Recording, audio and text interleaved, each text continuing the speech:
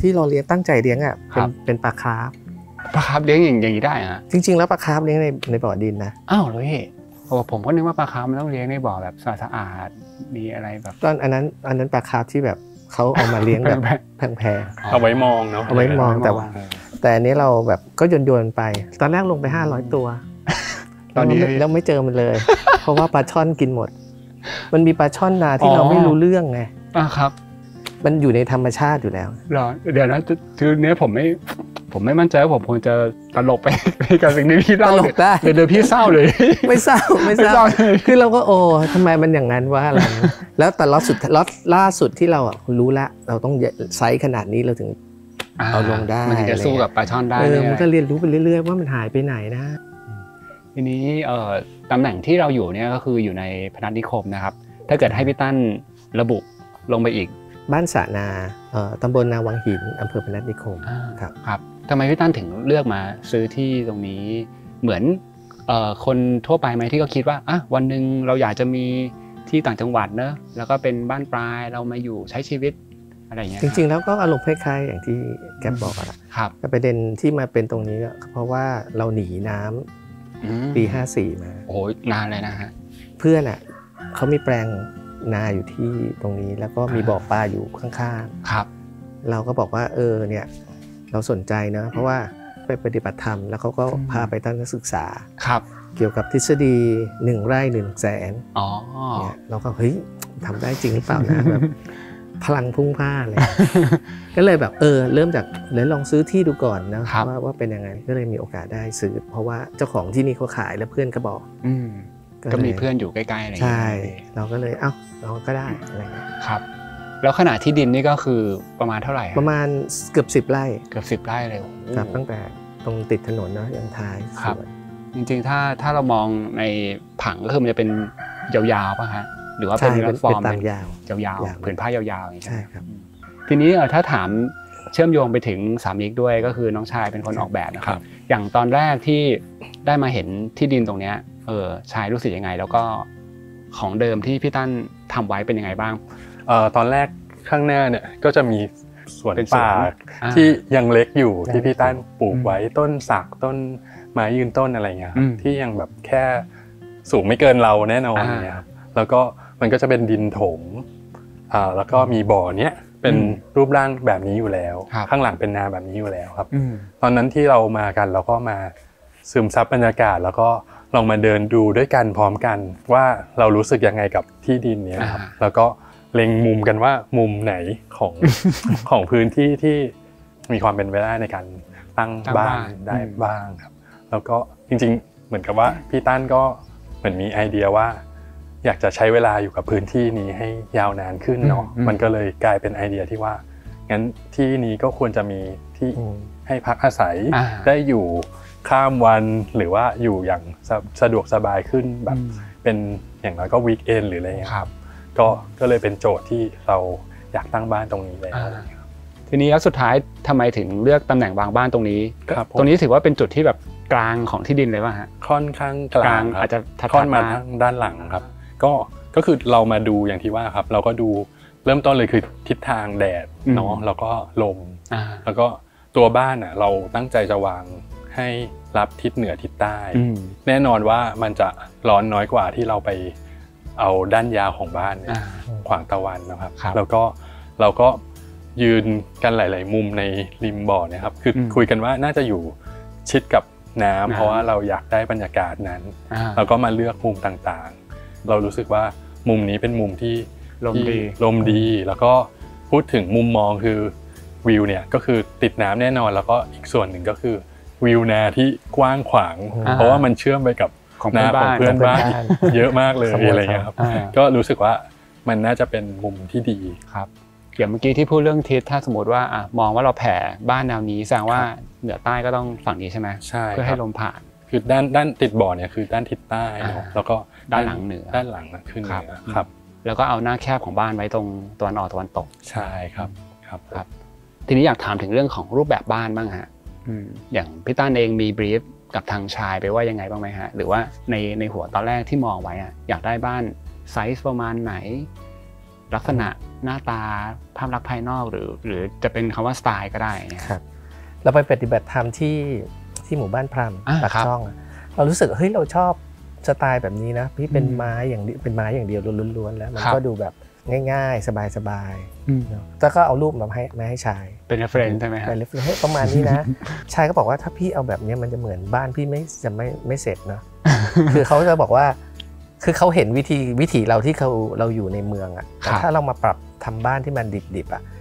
เขาก็จะรู้สึกว่ามันอาจจะไม่เหมาะกับเราหรือเปล่าก็ค่อยๆ develop มาด้วยเรื่อยๆแล้วจะเอาแบบมาให้แฟนดูครับก็รู้สึกว่า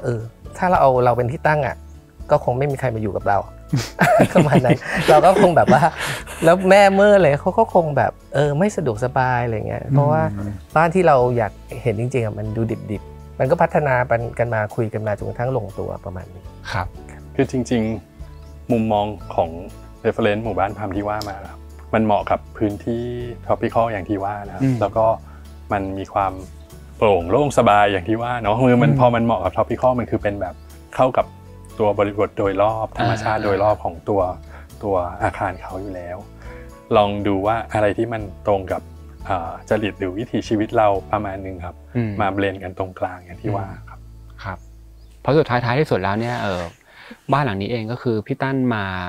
ใช้งานในรูปแบบไหนพี่ก็คือแบบความถี่ในการมาหรือว่ามันเป็นบ้านพักตากอากาศหรือว่าจริงๆมีการมาเพื่ออยู่ยาวๆอะไรอย่างนี้เลยเนี่ยส่วนใหญ่ถ้าเป็นลองวีคเอนด์ก็จะมาอยู่ยาวๆแล้วเดือนนึงมาสัก2 สัปดาห์2 ครั้งครับเป็นอย่างน้อยอะไรเป็นอย่างน้อยเลยครับทีนี้กับเรื่องของขนาดบ้านนะครับอย่างบางคนเองก็อาจจะมองว่าถ้าเป็นบ้านที่เราอยู่ไปยาวๆอาจจะแบบบ้านชั้นเดียวก็ได้เนอะแล้วที่ดินกว้างเนี่ยสร้างแบบแผ่ๆเลยอะไรเงี้ยแต่อย่างหลังนี้ที่ผมเห็นก็คือเป็น2 ชั้นแหละแต่เป็น2 ชั้นที่ขนาดไม่ได้ใหญ่มากนะแล้วก็ฟังก์ชันก็ถือว่าพอดีเลยตอนแรกที่พี่ตั้นบอกกับทางชายไปฮะคือมองไว้ว่ามันเป็นบ้านแบบไหนไซส์ใหญ่มากไหมรองรับสมาชิกกี่คนจริงๆแล้วถ้าพูดถึงสมาชิกอ่ะเราก็อย่างที่บอกคือครอบครัวพี่เป็นหลักที่1แล้วก็อาจจะมีคุณพ่อคุณแม่ทางภรรยาหรือทางคุณแม่พี่มาโดยรวมครับมันเป็นเหมือนบ้านศาลาหลังเล็กๆเป็นมาอยู่แบบปฏิบัติธรรมได้แล้วก็มาดูแลส่วนเป็นหลักแสดงว่าสเกลตอนแรกคือมองไว้แบบกระทัดรัดเลยกระทัดรัดแล้วก็ในดีไซน์มันก็จะมีหลายๆแบบเราก็เหมือนกับว่าทำทางเลือกเพื่อพูดคุยในกระบวนการออกแบบขั้นต้นนะครับที่คุยกับพี่ตั้นคือมีตั้งแต่ชั้นเดียวกับ2 ชั้นหรือว่าชั้นเดียวครึ่งหนึ่งที่เป็นศาลาโดยเฉพาะแล้วก็มีส่วนนอนที่ยกใต้ถุนสูงเนี่ยครับคือมันเหมือนกับว่าเราก็เป็นห่วงเรื่องความปลอดภัยเราก็เลยเสนอว่าถ้างั้นยกส่วนนอนเนี่ยเป็นชั้น2แต่ว่าเราจะดีไซน์ยังไงให้ความรู้สึกที่เป็นศาลาแบบความตั้งใจแรกมันเกิดขึ้นได้ความเป็นใต้ถุนที่เคยมีมันยังเก็บไว้อยู่แล้วก็ชานโล่งๆที่เชื่อมกับธรรมชาติรอบตัวเราครับมันยังต่อเนื่องมันก็เลยจะเห็นเป็นเหมือนกับว่าเป็นบ้านที่โปร่งเสร็จแล้วก็มีชานเป็นสเต็ปต่อมาที่มันสามารถมีบันไดภายนอกที่ต่อเนื่องขึ้นไปที่ตัวห้องนอนข้างบนที่เป็นห้องนอนเล็กๆ1 ห้องพร้อมแบบห้องน้ำในตัวกับส่วนแต่งตัวเล็กๆอะไรอย่างเงี้ยคือมันเลยกลายเป็นเหมือนบ้านศาลา1 หลังที่มีความสูงที่เป็นชั้นลอยสำหรับอยู่อาศัยนอนตอนกลางคืนอะไรอย่างเงี้ยพักผ่อนเป็นอย่างนั้นครับอย่างการที่เอาห้องนอนขึ้นไปไว้ชั้นบนจริงๆก็มันก็เพิ่มความปลอดภัยสำหรับเวลาลูกเรามาอะไรอย่างเงี้ยด้วยนะฮะแต่อย่างน้อยเรื่องพื้นฐานของการที่สร้างบ้านต่างจังหวัดอย่างเมื่อกี้ที่ชายบอกก็คือเรื่องของการที่เราเชื่อมโยงธรรมชาติอันนี้ก็คือสำคัญใช่ครับพื้นที่ที่มันเป็นพื้นที่เชื่อมระหว่างอินดอร์เอาท์ดอร์ใช่ครับหรือต่อขยายมาได้เนี่ยที่เราสามารถจะเสพวิวต่างๆได้นี่อันนี้ถือว่าอย่างแค่มุมเนี้ยเราก็สัมผัสได้นะว่ามันก็เหมือนยื่นเข้ามาบริเวณสระใช่ครับก็เปิดมุมมองอะไรซึ่งตรงนี้เป็นจุดหนึ่งที่เดี๋ยวน่าจะได้เห็นในอีกหลายๆมุมใช่ไหมครับใช่ครับโอเคก็เดี๋ยวค่อยๆไล่ดูไปแล้วก็เดี๋ยวอาจจะเจอกับพี่ตั้นอีกทีช่วงท้ายนะได้ครับยินดีครับ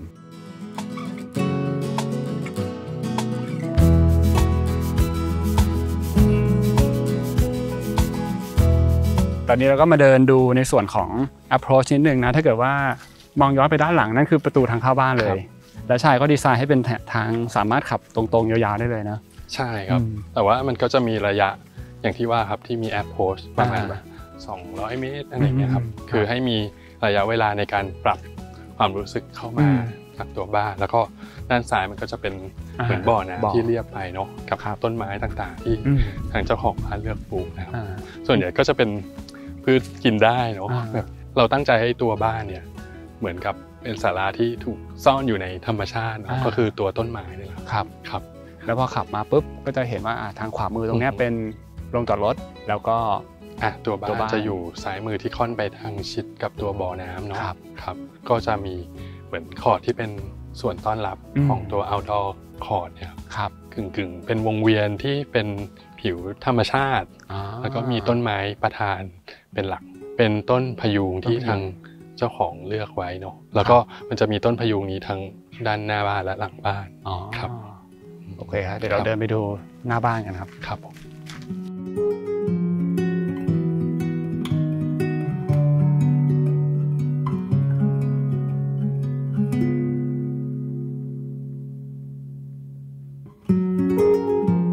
ตอนนี้ก็เดินมาถึงด้านหน้าของตัวบ้านแล้วนะครับเดี๋ยวให้ชายเล่าถึงเรื่องของการดีไซน์ exterior ภายนอกนิดนึงครับทางเราเนี่ยอยากให้มันมีความ topical เนาะแล้วก็สเกลที่เราเลือกใช้เหมือนมันจะให้ความรู้สึกอบอุ่นแล้วก็รู้สึกว่ามันต้อนรับเราไอความเป็นศาลาที่เราว่าที่มีชั้นลอยในการนอนพักข้างบนอะไรเงี้ยเราพยายามทำสเกลเล็กเพื่อให้มันทอนสเกลอย่างที่ว่าแล้วก็ตัวบ้านเองจริงๆนะครับก็คือมีการยกพื้นเล็กน้อยเพราะว่าเราอยากได้ความรู้สึกต่อเนื่องกับพื้นที่รอบๆให้มีความเป็นใต้ถุนเนาะแบบบ้านสมัยก่อนแต่ว่า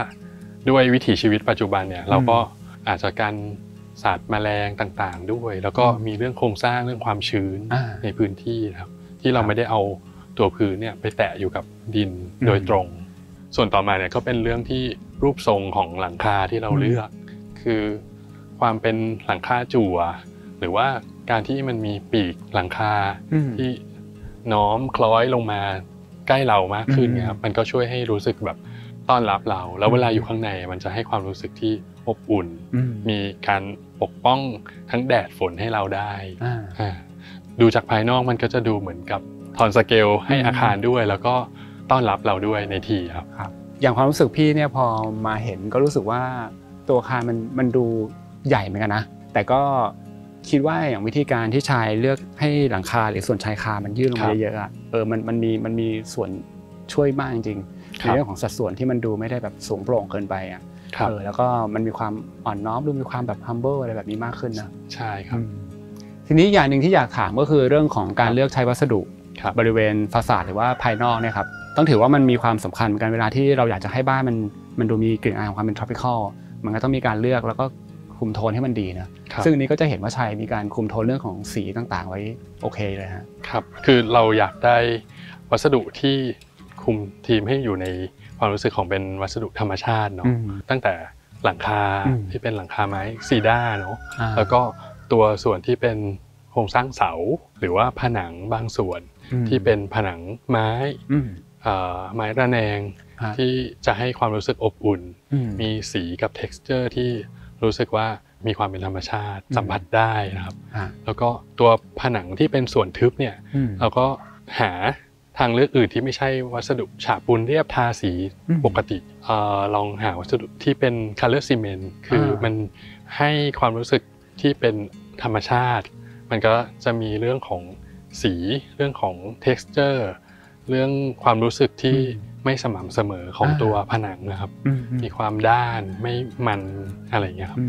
มันก็เลยจะเข้ากับทีมที่เราเลือกทั้งหมดกับตัวไม้ด้วยสีของผนังก็เป็นวัสดุที่น่าสนใจนะคือถ้าสมมติว่าเราใช้สีทั่วไปที่ไม่ใช่ color cement เนี่ยตัวสีมันจะมีความแบบเหมือนมีความเนี๊ยบมีความกริบกว่านี้ใช่ไหมใช่ครับมันเป็นเรื่องความเนี๊ยบเรียกว่าดูเป็นธรรมชาติแล้วกันส่วนวัสดุกรอบประตูหน้าต่างอื่นๆนะครับก็ปกติเนาะก็ใช้กระจกเพื่อให้มันเชื่อมต่อกับภายในภายนอกแต่ว่าเฟรมกับวงกบต่างๆเนี่ยก็ยังเป็นวัสดุธรรมชาติคือเป็นไม้จริง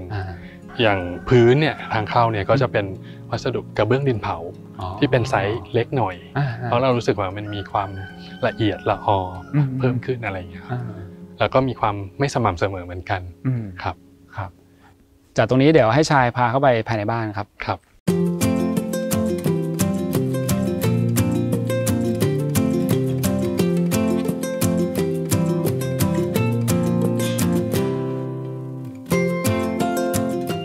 เข้ามาภายในบ้านแล้วนะครับพื้นที่ส่วนแรกก็คือดีไซน์เป็น dining แล้วก็ด้านหลังก็คือเป็น pantry จะเห็นว่าชายดีไซน์เป็นแบบ double room เลยนะครับภาพรวมของชั้นล่างก็จะเป็นเหมือน open plan ครับก็ทุกอย่างต่อเนื่องกันหมดจากที่พี่แก๊ปว่าก็จะมีส่วนทานอาหารแล้วก็มี pantry แต่ pantry เนี่ยเกิดจากความต้องการเรื่องกิจกรรมการ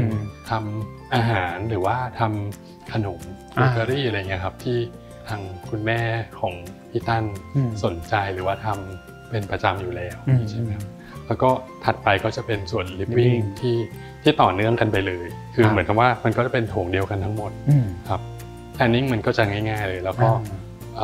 ส่วนทาง pocket เล็กๆทางด้านซ้ายเนี่ยครับก็จะมีเหมือนเป็น pocket ของมุมนั่งเล่นตรงทางเข้าเนาะแล้วก็มีห้องน้ำเล็กๆที่ให้มันซ่อนอยู่ทางด้านข้างนะครับประตูนี้คือห้องน้ำใช่ครับโดยที่ทั้งหน้าและหลังของตัว Open Plan อันนี้ก็จะเป็นส่วนที่เป็นชานที่เหมือน extend ไปจากตัวพื้นภายในทั้งหน้าและหลังโดยที่ข้างหลังตรงส่วนที่ Pantry เนี้ยมันก็จะเป็นครัวไทยเล็กๆกับมุมซักผ้าอะไรเงี้ยครับซักล้างครับโดยที่เราก็ยังมีช่องเปิดคือหน้าต่างที่อยากให้มีความโฟลว์เยอะหน่อยสำหรับการทำอาหารหรือว่าอยู่ในเวลาปกติครับเราจะเห็นบ้านทะลุลมโฟลว์ทั้งหน้าหลังซ้ายขวาอย่างเงี้ยครับก็คือศาลาจริงๆครับอย่างการดีไซน์ถ้าเป็นฝั่งนี้ที่เรานั่งเปิดคลิปกันจริงๆก็คือมันจะปิดด้วยเป็นบานเฟียมนะใช่ครับเวลาเปิดทั้งหมดเนี่ยมันก็จะต่อเนื่องเหมือนเป็นห้องเดียวกันซึ่งการดีไซน์เป็นดับเบิลรูมเนี่ยก็จะเห็นว่าชายก็ทำเป็นช่องแสงหลายๆส่วนเลยนะเพื่อให้แสงเข้ามาได้นะครับหรือแม้กระทั่งส่วนของแพนทรีเองตัวนี้ก็จะเป็นแบบหลังคาที่มันลาดเอียงแต่ก็เป็นกระจกเลยแล้วก็มันมีหนึ่ง element ที่พี่รู้สึกว่าน่าสนใจคือการที่เราทำเป็นระแนงแต่ระแนงมันอยู่ภายในบ้านอย่างโดยทั่วไปก็จะเห็นระแนงอยู่ภายนอกมากกว่านะอันนี้เหมือนมันมีการกลับกันเลยอยากรู้ว่าวิธีการคิดตรงนี้มันมาจากอะไรฮะจริงๆโดยปกติถ้าเป็นอย่างเป็นหลังคาสกายไลท์ที่เห็นเนี่ยครับผมก็คิดว่าพื้นที่ภายในมันเป็นส่วนที่เราจะสัมผัสด้วยสายตาส่วนหนึ่งคือมันเห็นเป็นระแนงไม้ที่เรารู้สึกว่ามีความนุ่มนวลแล้วก็มีความละเอียดคือมีเป็นช่องเว้นช่องแล้วมีแสงเข้ามาครับมันเห็นจากภายในเนี่ยมันน่าจะซอฟต์กว่าการที่เราจะเห็นเป็นตัวกระจกก่อนด้านในแล้วค่อยเป็นระแนงข้างนอกอะไรเงี้ยก็เลยคิดว่าส่วนฝ้าเพดานเนี่ยเราดีไซน์แบบนี้โดยที่เราตั้งใจแหละครับส่วนตัวผนังข้างบนเองที่เป็นผนังระแนงเนี่ยครับอันนี้ก็อาจจะเล่าเรื่องเป็นในเชิงการก่อสร้างว่าจริงๆมันเกิดจากการที่ช่างเขาทำแล้วเขาเข้าใจว่ามันน่าจะเหมือนกับส่วนของระแนงเขาก็เลยติดตั้งมาส่วนหนึ่งเนี่ยเป็นแบบอยู่ด้านในแล้วตอนที่เรามาเห็นตอนระหว่างก่อสร้างเนี่ยครับส่วนหนึ่งเราก็มองว่ามันเป็นข้อผิดพลาดเนาะแล้วเราก็คุยกับเขาเรื่องการปรับหรือแก้ไขแต่ว่าในมุมมองของทางพี่ต้านเองเจ้าของเนี่ยก็รู้สึกว่าจริงๆมันโอเคนะในแง่ที่เราจะได้เห็นมันจากด้านในที่เป็นไม้แล้วก็รู้สึกนุ่มนวลเหมือนตัวระแนงของฝ้าเพดานเราก็เลยตัดสินใจว่าเราจะไม่แก้แล้วเราก็จะทำดีเทลแบบนี้ทั้งหมดเพื่อจะได้ตอบโจทย์เรื่องมุมมองของภายในมองของภายนอกมากกว่าครับก็คือจริงๆจุดเริ่มอาจจะเป็นความผิดพลาดของทางผู้รับเหมานิดนึงใช่ครับแต่ว่าท้ายที่สุดแล้วมันก็ได้ผลลัพธ์ที่เราอาจจะไม่ได้คาดหวังมาก่อนใช่ไหมใช่ครับใช่ครับคือเปลี่ยนอารมณ์ความรู้สึกจากฟาซาดภายนอกที่คนจะมองเห็นเนี่ยกลายเป็นคนอยู่ภายในที่อยู่ใกล้กับตัวไม้มากกว่าใช่ใช่ครับแต่ก็อาจจะมีแค่เรื่องของอาจจะมีเรื่องฝุ่นนิดนึงนะที่ฝุ่นมันเกิดขึ้นในบ้านใช่ไหมเวลาฝุ่นมันอยู่ตามร่องระแนงอะไรแบบนี้ใช่ไหมคือถ้าอยู่ภายนอกมันอาจจะถูกฝนชะล้างหรืออะไรเงี้ยครับด้วยตัวเองแต่ว่าอยู่ภายในเราอาจจะต้องดูแลใช่ครับซึ่งดีเทลส่วนของสกายไลท์แล้วก็ระแนงเนี่ยในห้องน้ำข้างๆนี้ก็ใช้เหมือนกันใช่ไหมฮะใช่ครับก็จะมีห้องน้ำข้างล่างเนาะที่ก็จะมี สกายไลท์แบบนี้เหมือนกันแล้วก็ห้องน้ำข้างบนจริงๆก็มีอีกจุดหนึ่งที่เป็นส่วนเปียกเราก็เลือกใช้สกายไลท์อย่างนี้เหมือนกันครับครับงั้นจากตรงนี้เดี๋ยวเราเดินเข้าไปดูด้านในส่วนของนั่งเล่นกันต่อครับครับ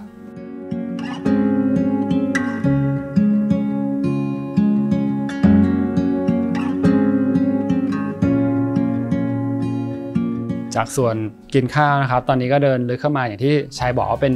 Open Plan นะอันนี้ก็จะเป็นพื้นที่ส่วนของนั่งเล่นนะครับเราก็ยังคงเห็นการเชื่อมโยงภายในภายนอกนะเพราะว่าชานนี่คือแบบทำเป็นยาวแบบนี้เลยแล้วก็ตรงนี้ก็คือเป็นส่วนอีกฝั่งหนึ่งของบ้านก็เปิดประตูออกไปสู่ชานได้เหมือนกันครับทีนี้ถามถึงเรื่องวัสดุพื้นนิดนึงตัวพื้นที่เลือกมาเนี่ยภายในภายนอกเนี่ยมีความต่างกันยังไงบ้างเลือกเป็นไม้อะไรฮะ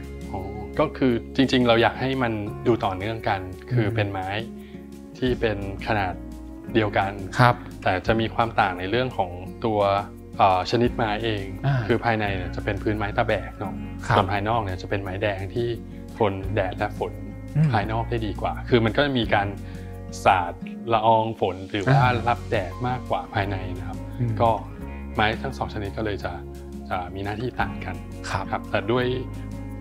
ยขนาดหรือมุมมองเนี่ยเราอยากให้มันต่อเนื่องกันใช่ครับแล้วก็อย่างที่พี่แกว่าคือสเปซเนี่ยเราอยากให้มันมีการมีชานที่ทะลุทั้งด้านฝั่งริมบ่อน้ำแล้วก็ทางฝั่งด้านข้างนี้ดูมันก็จะเห็นทะลุรอบด้านแล้วจริงๆที่เห็นช่องเปิดทางด้านฝั่งทิศตะวันตกก็จะมีด้วยเหมือนกันคือมันก็จะเป็นเหมือนช่องเปิดที่เข้ามุมเนาะมุมมองเราก็จะได้กว้างกว่าหรืออย่างตรงนั้นเองก็มีอีกหนึ่งช่องเปิดด้วยใช่ครับมันก็เหมือนว่าก่อนเดินขึ้นบันไดที่ตรงจุดที่เราเดินมาแวะพักเนี่ยครับเราก็จะมองไปไกลๆได้เห็นวิวของนาด้านหลังครับทีนี้อีกอย่างหนึ่งที่พี่คิดว่าเป็นจุดที่น่าสนใจของบ้านหลังนี้ก็คือการที่มีบันไดภายในกับภายนอกแล้วก็มุมเนี้ยที่หลายๆคนเห็นรูปอยู่เนี่ยอาจจะดูแล้วก็แบบเฮ้ยบันไดมันซ้อนกันเหรออะไรเงี้ยซึ่งตอนพี่เข้ามาพี่บอกมันเป็นมุมที่มันดูเหมือนมีความแบบลวงตาแล้วก็ดูแบบน่าสนใจมันเพราะมันซ้อนทับกันพอดีใช่ไหมตรงนี้คือเป็นบันไดภายในนะครับที่หักขึ้นไปแล้วก็ส่วนด้านหลังตรงนี้นี่คือเป็นภายนอกนะอย่างการดีไซน์ตรงนี้เนี่ยมันเกิดจากอะไรฮะคือตัวบันไดภายในเนี่ยก็จะถูกดีไซน์ให้เหมือนมีทางขึ้นฝั่งนี้เนาะแล้วก็มีชานพักextend ออกไปเป็นระเบียงมันจะเป็นเหมือนการ split level ของตัวพื้นที่การเดินนะครับแต่ว่าเราก็มองว่าบันไดที่ส่งขึ้นไปที่ชานพักเนี่ยสามารถเชื่อมต่อลงมาที่ชานที่เราออกแบบไว้ทั้งสองด้านของบ้านเราก็เลยดีไซน์ให้มีบันไดอีกไฟล์หนึ่งลงไปหาตัวชานข้างล่างได้เลยทีนี้พอมุมมองเลยพี่แก๊ปบอกว่ามันเหมือนลวงตาขึ้นมาเนี่ยก็คือถ้ามองจากภายนอกเนี่ยเราก็จะเห็นบันไดนี้ต่อเนื่องกันเป็นไฟล์ที่ขึ้นจากข้างนอกแล้วต่อไปชั้นบนได้ส่วนข้างในเนี่ยเราก็เห็นเป็นบันไดปกติที่เดินยูเทิร์นเป็นตัวยูขึ้นไปข้างบนได้มันเลยเป็นเหมือนบันไดที่มีไฟล์จากข้างล่าง2 ที่ขึ้นมา2ฝั่งมาเจอกันตรงกลางที่ชานข้างนอกครับซึ่งตรงนี้ก็ถือว่าเป็นจุดหนึ่งที่ยังคงมาจากแนวคิดเดิมนะที่อยากจะให้เกิดการเชื่อมโยงกันระหว่างภายในภายนอกในหลายๆส่วนของบ้านนะใช่ครับโดยเฉพาะชานข้างนอกเนี่ยเราต้องการให้มีความสปลิตเลเวลให้รู้สึกว่า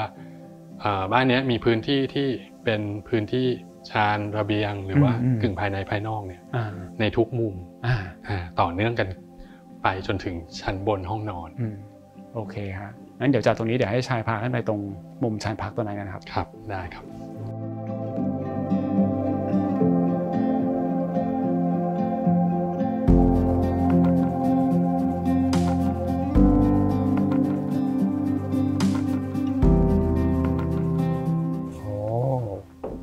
มุมนี้บรรยากาศดีเลยชายครับผมแทนที่จะเป็นชานพักเฉยๆแล้วมองไปเห็นวิวข้างนอกนี่ก็คือเราทำให้คนออกมาได้เลยใช่ครับเป็นเหมือนระเบียงที่ต่อเนื่องมาจากตัวชานพักตรงนี้ครับและอันนี้ก็คือเป็นบันไดภายนอกนะที่เราสามารถจะลงมาที่ชานได้ใช่ครับหรือว่าจะเดินต่อลงไปที่สวนอย่างเงี้ยครับเหมือนถ้าเช้ามาเดินลงมาจากห้องนอนเนาะแล้วก็ออกมาที่ชานนี้ได้เลยลงไปที่สวนเลยอย่างนี้ก็ได้ครับมันก็ถือว่าเป็นการสร้างแบบcirculation หรือว่าทางสัญจรอีกอันหนึ่งนะที่ทำให้แบบโฟลว์ในการใช้งานมันแบบ ไปยังหลายส่วนของบ้านแล้วก็ของสวนได้ด้วยแล้วก็ที่สำคัญคือตรงนี้มันเป็นเหมือนคล้ายๆจะเป็นใกล้ๆจะเป็นอุโมงค์ต้นไม้แล้วนะครับอันนี้ก็คือต้นพะยูงใช่ครับนี้หัวกระจงใช่ครับหัวกระจงไม่ต้องปลูกห่างตัวบ้านนะก็คอยดูแลเพราะว่ามันก็จะแผ่กิ่งก้านครับอีกอย่างที่อยากจะพูดถึงก็คือเรื่องของรูปด้านฝั่งด้านหลังบ้านพี่ก็รู้สึกว่ามันมีเรื่องของสัดส่วนเรื่องของเอลิเมนต์ที่มีความน่าสนใจมันเริ่มมาจากเนี่ยพื้นที่ตรงนี้ก่อนเลยไหมแล้วเราค่อยไปดีไซน์องค์ประกอบส่วนอื่นให้ล้อตามกันอะไรเงี้ยใช่ครับก็คือส่วนใหญ่เนี่ยเราก็เริ่มจากตัวฟังก์ชันเนาะคือการใช้งานว่าเราอยากให้บันได extend ออกมาได้เราอยากมีชานที่เป็นสเต็ปจากตัวชั้น1ต่อเนื่องมาที่ชั้นพักแล้วก็เราเห็นตัวระเบียงของชั้น2ครับพวกส่วนอื่นๆมันก็จะต่อเนื่องกันมาเช่นตัวราวกันตกหรือว่าหลังคาลาดที่เอาไว้กันแดดกันฝนของสเปซนี้คือมันอาจจะไม่ได้ 100% แต่ว่าส่วนหนึ่งคือมันช่วยโปรเทคได้เนาะแล้วก็หรือว่าอย่างตัวระแนงไม้ฝั่งนี้ครับที่มันจะเหมือนช่วยส่วนยื่นของหลังคาของพื้นที่ชั้น2ส่วนนี้มันดูซอฟต์ลงแล้วก็มันก็มีรายละเอียดของฟาสาดเพิ่มขึ้นนะครับเท่ากับว่าอย่างตอนที่เราอยู่ส่วนของกินข้าวที่เราคุยว่ามันจะมีส่วนของระแนงที่อยู่ภายในนะอันนี้ก็เป็นทางที่ภายในภายนอกจริงๆมันมีทั้ง2ฝั่งเลยใช่ไหมครับใช่ครับคืออันนั้นน่ะเหมือนกับว่าช่วยลดทอนความสว่างภายในอย่างอันนี้ก็จะกลายเป็นทั้งเรื่องลดทอนความสว่างจากภายนอกแทนด้วยแล้วก็ส่วนหนึ่งเป็นเรื่อง privacy ของชั้น2ในเรื่องความปลอดภัยที่เราบอกเนาะครับโอเคฮะเดี๋ยวจากตรงนี้เราขึ้นไปชั้น2กันนะครับครับผม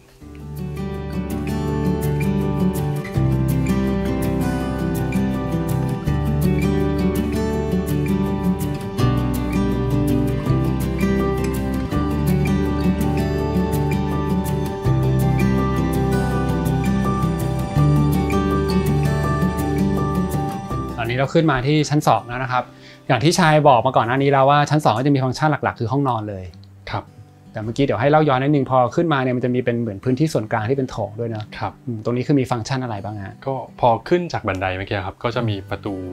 เอาไว้สำหรับสร้าง privacy แล้วก็การขโมยครับพอถัดมาเนี่ยก็จะเป็นโถงเล็กๆเป็นเหมือนต่างที่มีชั้นเก็บของข้างล่างแล้วก็สามารถนั่งเอกเนกได้อะไรเงี้ยครับมุมนึงที่จะมีชั้นที่เป็นหิ้งพระเล็กๆอยู่ด้านบนครับแล้วถัดเข้ามาเนี่ยก่อนถึงห้องนอนก็จะเป็นส่วน walk-in closet แล้วก็ถัดไปก็จะเป็นห้องน้ำสำหรับ master bedroom เนาะซึ่งก็พอเลี้ยวเข้ามาตามที่เราเปิดมาเนี่ยก็จะเป็นส่วนห้องนอนครับซึ่งส่วนห้องนอนจะเห็นว่ามันจะมีประตูที่เปิดออกสู่ระเบียงด้านนอกได้ก็จะเป็นระเบียงตัว L แบบนี้นะครับแล้วก็อันนี้คือเป็นช่องที่เราเห็น double room นะใช่ครับคือมีเหมือนหน้าต่างที่มองทะลุลงไปข้างล่างก็คือส่วนกินข้าวหน้าบ้านเลยใช่ครับอยากให้เห็นเชื่อมถึงกันหมดเนาะหมายถึงแม้เราจะอยู่บนห้องนอนชั้น2เนี่ยเราก็ยังเห็นการใช้งานข้างล่างหรือคนที่อยู่ข้างล่างหรือแม้กระทั่งมุมมองที่เรามองผ่านตัวช่องแสงหรือระแนงที่เป็นส่วน double space เนี่ยทะลุไปเห็นสีเขียวข้างหน้าบ้านได้ด้วย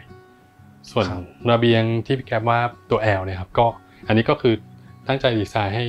เป็นส่วนที่เขาสามารถออกไปใช้งานตอนกลางคืนได้เนาะมันมีมุมมองที่ถ้าเราออกไปอยู่แล้วเนี่ยมันก็จะเปิดพื้นที่หาธรรมชาติได้หลายมุมทั้งทิศใต้เองตัวบ่อน้ำแล้วก็ฝั่งที่เป็นที่นาเนาะครับ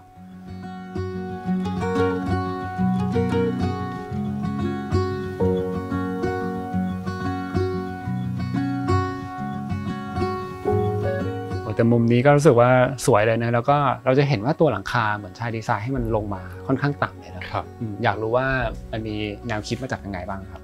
คือเรื่องความสูงหลังคาเนี่ยมาจากภาพรวมของตัวบ้านที่เราอยากให้มันดูเหมือนค้อมตัวเนาะแล้วก็สเปซของห้องนอนหรือชั้น2เนี่ยเป็นสเปซที่เรารู้สึกว่ามันน่าจะมีความรู้สึกอบอุ่นแล้วก็เหมือนอยู่ในพื้นที่ที่ทำให้รู้สึกสบายค้อมลงมาหาเราไงครับก็เลยเลือกที่จะทำให้ชายคายื่นเยอะยาวแล้วก็มีปลายชายคาเนี่ยลงมาเตี้ยจนสามารถสัมผัสได้แล้วก็จะมีปีกหลังคาของชั้น1ที่ทำให้เรา เห็นได้ว่ามันอยู่ใกล้ตัวเรามากๆเราสามารถสัมผัสหรือว่าจับมันได้โดยง่ายอะไรอย่างเงี้ยครับจริงๆก็ถือว่ามันก็ให้ความรู้สึกอย่างที่ชายบอกนะพอเราขึ้นมาแล้วแบบมันสัมผัสได้มันอยู่ใกล้ทั้งที่จริงๆหลังคามันเป็นส่วนที่มันแบบมันอยู่สูงอะ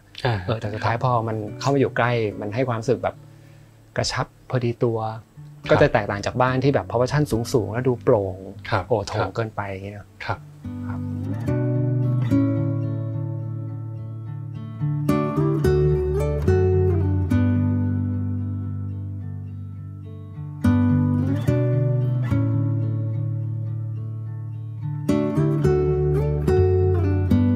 หลังจากที่ได้ดูบ้านเสร็จเรียบร้อยนะครับตอนนี้ก็มาเจอพี่ตั้นอีกครั้งนึงนะครับซึ่งมุมปิดเนี่ยผมก็เลือกให้มานั่งกันบริเวณสะพานครับจะเห็นว่าบ่อปลากว้างๆเนี่ยมันจะมีส่วนหนึ่งที่มันแบบคอดแคบเข้ามานะฮะแล้วพี่ตั้นก็ทำเป็นสะพานข้ามฝั่งใช่เพราะมันแคบที่สุดตรงนี้ก็เลยทำตรงนี้ขึ้นมาครับทีนี้อยากจะถามพี่ตั้นถึงเรื่องของมุมมองการสร้างบ้านพักผ่อนหลังที่2แบบนี้ครับผมเชื่อว่าคนที่ดูอยู่ก็โหน่าจะมีหลายคนเลยที่อยากจะมีแบบนี้บ้างนะครับแต่ว่ามีอะไรที่เขาควรจะต้องคำนึงถึงบ้างครับก็แบ่งเป็น2ส่วนนะส่วนแรกก็คือการทำการเกษตรนะครับแล้วก็ส่วนที่2ก็คือเรื่องการปลูกบ้านเรื่องการทำการเกษตรเนี่ยอันนึงที่ต้องถามตัวเองก็คือเราทำเพื่ออะไรครับคือหลายๆคนที่แบบเป็นมนุษย์ออฟฟิศเนี่ยเลยก็อยากออกมาทำแต่พอจริงๆแล้วมันก็ไม่ได้เนาะมันมีทั้งเรื่องกำลังทรัพย์เรามีปัจจัยพอที่จะเรียนรู้ไหมมันก็ต้องมีเสียหายบ้างนะอันนี้ก็เป็นสิ่งสำคัญอันที่2คือวัตถุประสงค์ของเราเนี่ยพอเราได้สินค้าทางการเกษตรมาแล้วเนี่ยเราปล่อยยังไงอย่างนี้ของพี่เนี่ยพี่ตั้งใจทำเพราะว่าที่ร้านที่บ้านเนี่ยมีร้านอาหารเราก็คิดว่าอย่างน้อยที่สุดเนี่ยเราลองทำแล้วก็มาซัพพลายที่บ้านแล้วก็เรื่ององค์ความรู้คือเรามีองค์ความรู้เรื่องพวกนี้แค่ไหนอย่างช่วงแรกของพี่พี่ไม่มีองค์ความรู้เลยแต่ว่าที่นี่มันมีแต่เป็นป่าที่แบบป่าหญ้าดีกว่ามันมีแต่หญ้าพี่ก็เลยเอางี้เราก็เริ่มต้นจากการปลูกต้นกล้าพวกไม้ป่าเนาะ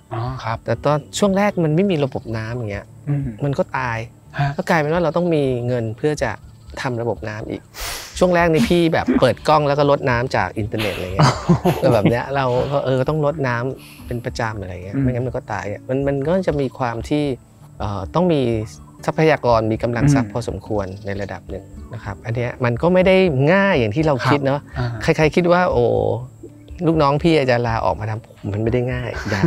อย่าอันนี้ก็บอกเขาไว้มันไม่ได้ง่ายถ้าโดยเฉพาะเราไม่มีองค์ความรู้ส่วนในเรื่องของบ้านเนี่ยก็อย่างที่บอกว่าเราอยากจะมีบ้านเนี่ยเพื่ออะไรด้วยของพี่อันดับแรกคือมันกลายเป็นที่พักผ่อนของครอบครัวไปละเพราะเดิมเนี่ยเราคิดว่าเราจะมาคนเดียวมาทำอะไรอย่างนี้นะแต่หลังๆเนี่ยมันไม่ได้มันเพราะว่ามาเขาก็อยากมาด้วยใช่ไหมครับมันก็เลยต้องปรับบ้านให้เหมาะสำหรับครอบครัวเหมาะสำหรับทุกคนโดยที่เรามีบัดเจ็ตที่เราพอที่จะมีกำลังไหวหรือเปล่าคือเรื่องบัดเจ็ตเป็นเรื่องที่สำคัญที่สุดแล้วก็ถ้าจะมีบ้านพักผ่อนหลังที่2อย่าทำให้ครอบครัวเดือดร้อนนี่คือสิ่งที่สำคัญนะคือกลายเป็นว่ามันเอามาลงทุนจนกระทั่งเราเอาเงินทำสวนไม่ได้เอาส่วนทำเงินอะไรแบบนี้อันนี้เป็นสิ่งที่พี่ที่ได้เรียนรู้จากการทำบ้านหลังนี้ครับอีกอย่างนึงในแง่ของบ้านเนี่ยโดยเฉพาะเรามาปลูกที่ต่างจังหวัดเนี่ยผู้รับเหมาที่จะมาดูแลบ้านเราการก่อสร้างบ้านเรากับระยะทางที่เราต้องเข้ามาดูเนี่ยถ้าเป็นไปได้พี่ว่าจ้างคนตรวจไว้อีกคนก็จะดีแล้วก็พยายามสตริกกับงวดจ่ายเงินให้มากที่สุดอันนี้เท่าที่ประสบการณ์เท่าที่มีครับอย่าใจอ่อนแล้วก็ตกลงกันให้เคลียร์ประมาณนี้ครับจริงๆอย่างถ้าพูดคร่าวๆถึงสิ่งหนึ่งที่ตั้นพยายามจะบอกก็คือหลายคนพอไปเจอที่น่าสนใจอาจจะได้มาราคาที่ไม่แพงมากแล้วก็รู้สึกว่าซื้อเสร็จเรามีที่เป็นของเราแล้วแต่ท้ายสุดต้องอย่าลืมว่าสิ่งที่มันเกิดขึ้นหลังจากนั้นมันยังมี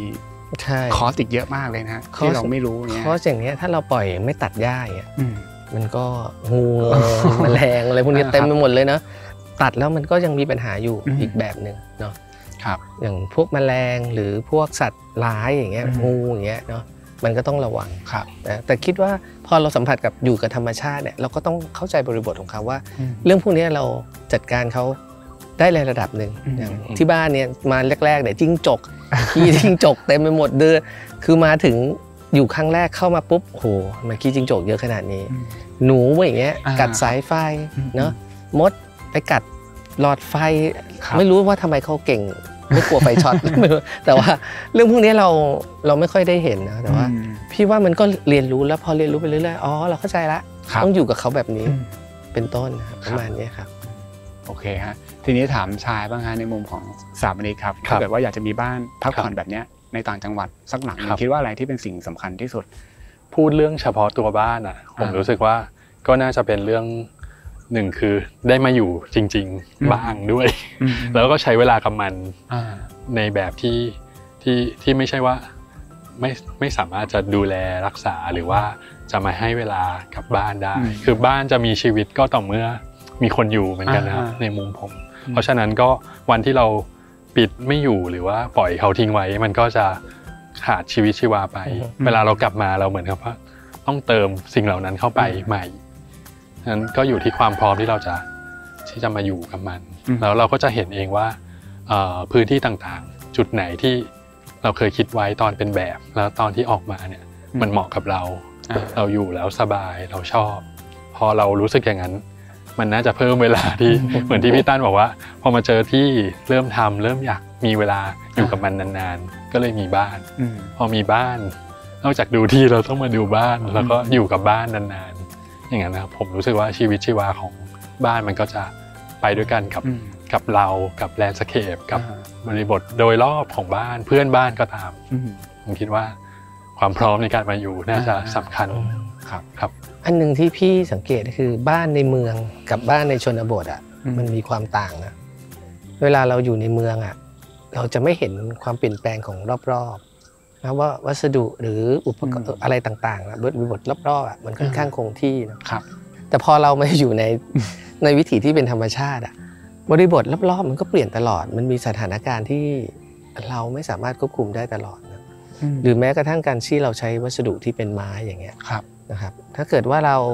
มัวแต่แบบกังวลว่าไม้จะเป็นรอยเดี๋ยวอย่างงูอย่างนี้เดี๋ยวเสียอย่างเงี้ยนะคือมันกลายเป็นว่าอยู่แล้วไม่มีความสุขเนาะแล้วเราพยายามที่จะคงสภาพทั้งตัวบ้าน แล้วก็สภาพแวดล้อมอย่างเงี้ยมันก็เลยรู้สึกว่าแบบไม่โอเคนะเพราะฉะนั้นเราก็ต้องวางใจของเราว่าการที่มีบ้านที่ใกล้ชิดกับธรรมชาติอ่ะ